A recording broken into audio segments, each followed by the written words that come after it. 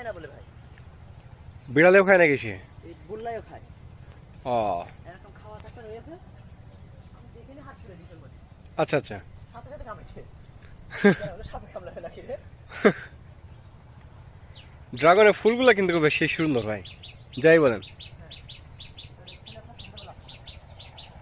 আচ্ছা এই ড্রাগনটা বাংলাদেশে আসলো কিভাবে, আমি তো ওই জিনিস বুঝলাম না। কে যে নিয়ে আসছিল।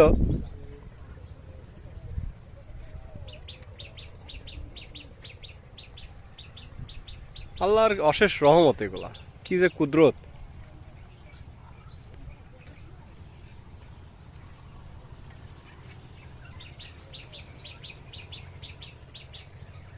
এই মালটা বাগান কার হয়েছে ভাই?